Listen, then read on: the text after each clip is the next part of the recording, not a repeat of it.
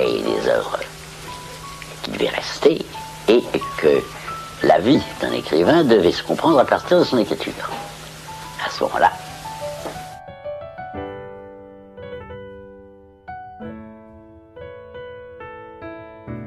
quando pensamos sobre o existencialismo dentro da filosofia, nos vem diretamente a imagem de Jean-Paul Sartre, um dos maiores nomes do século XX que ajudou a propagar a ideia de uma doação de responsabilidade para as mãos da raça humana em relação aos seus hábitos, costumes e tomadas de decisão. Levaremos como base para esse vídeo o livro O Existencialismo é um Humanismo, obra em que, através de uma extensa entrevista e discursos esclarecedores, o filósofo expõe todos os seus pontos de forma concisa para que grupos religiosos e de posição política, como os comunistas materialistas, não tivessem a concepção de que Sartre estaria tentando tirar o sentido daquilo que esses tanto acreditavam. Jean-Paul descreveu, então, que é totalmente plausível que dentro da definição de humanismo possa se relacionar o próprio existencialismo como uma extensão desse primeiro, pois, acima de tudo, o humanismo se refere a um movimento intelectual que exalta as habilidades da condição humana, ou seja, antropocentrismo, homem no centro do universo. Sartre nos dá então a resolução de muitos questionamentos antes sustentados pela ascensão da religião.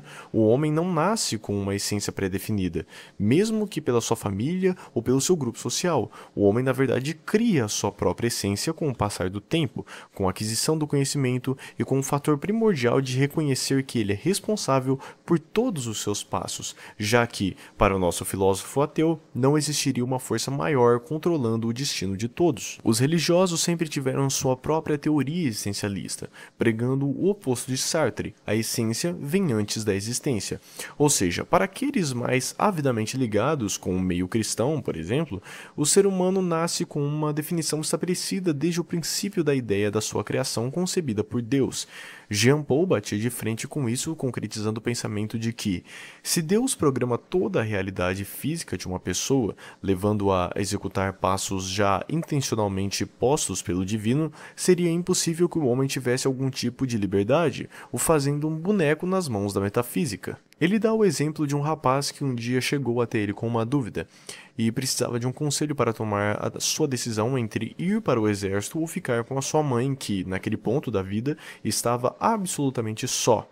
Sartre diz que, por mais que tenha ouvido todo o testemunho do jovem e que o próprio tenha o questionado sobre o que seria melhor naquela situação, ele não poderia prontamente responder, pois, segundo o pensamento de Jean-Paul, essa resposta já estava dentro da mente e do coração do rapaz.